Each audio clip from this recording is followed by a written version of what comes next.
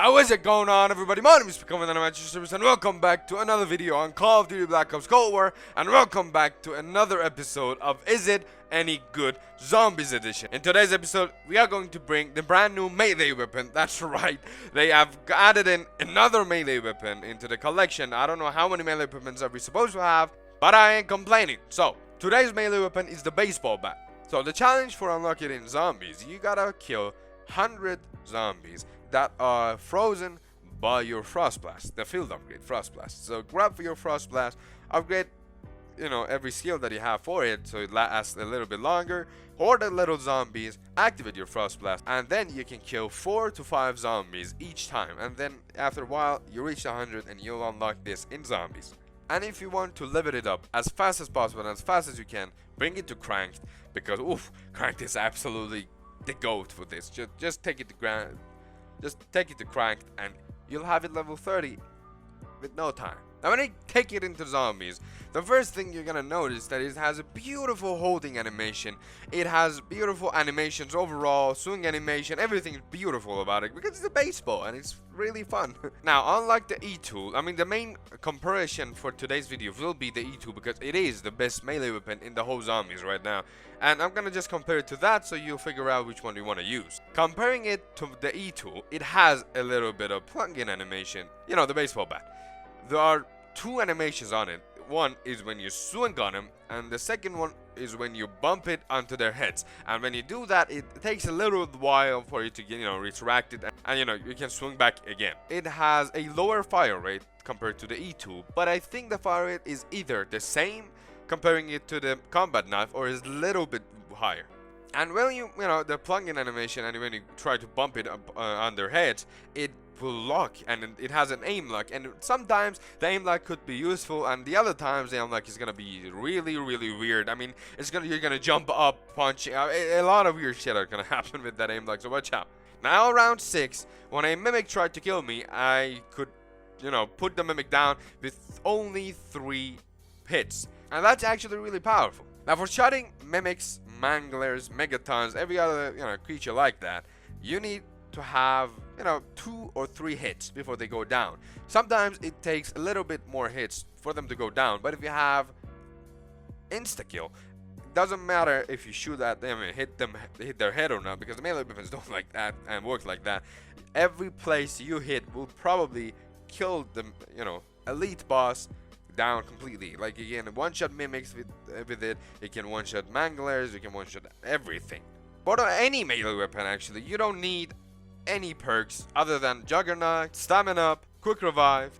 Those are the essentials, and you can go grab Elemental Pop because all the melee weapons can use ammo mods, and Elemental Pop will allow you to have different ammo mods. So go grab all those perks. Now, speaking of ammo mods, the ammo mods that I really suggest you to bring for this melee weapon, just because it is a one-shot melee weapon and it will one-shot people for a long time, you don't want any ammo mod that prevents you from doing that. Like if you get Cryo Freeze, or maybe Deathwire or Brain Rot, these ones are the ones that will prevent you from one-shotting, because if you hit them, they're not gonna die. Instead, they're either gonna freeze, or they're gonna just get electrocuted, or they're just gonna turn into your friendly zombies. And when that happens, you might get stuck in a lot of positions. So my best picks are the 2 ammo mods that left: Shadow Blast and the Napalm Burst. These ones will not only kill the zombie no matter what, but it will kill some of the other zombies around you. So that's really useful as well. The non-Pack-a-Punch version of the baseball bat will 2-shot the armor zombies. The zombies that have a little bit of armor on from, early on rounds, it will 2-shot them. If you go a little bit higher, it will 3-shot them, but you should get pack-a-punching as soon as you can. So don't waste any time. For the field upgrades, the best ones that will benefit you are the ones that prevent you from getting stuck. Or, if you get stuck, they will help you to unstuck yourself. Like, Frenzied Guard would be the best pick, because not only all the zombies will be slowed when you activate it, but also when they hit you, they will explode. So that would be the best choice for the field upgrades. But if you don't like Frenzied Guard, bring Ether Shroud, because when you have Ether Shroud and you are stuck in the position, you can easily get out of there. The other choice would be the Healing Aura, but I would suggest you bring either Frenzied Guard or the Ether Shroud. But if you find yourself getting stuck so many times, Healing Aura would do as well. You have to keep your distance with the zombies, because if they're hoarding up, they can damage you multiple times at once. They can actually swing at you. 3 of the zombies will swing at you at one time, and you might see a massive reduction in your health. So what you have to do is you keep your distance, try to melee them from as far back as you can, and just hit them and hit them and hit them and hit them before the horde is completely gone. And don't worry, the melee weapon, the baseball bat, has a little bit longer range than the other melee weapons, because it's an actual fucking baseball bat. It has to have a longer range, and it's amazing. So you can go back and just swing at the zombies as far back as you can, and that would be amazing.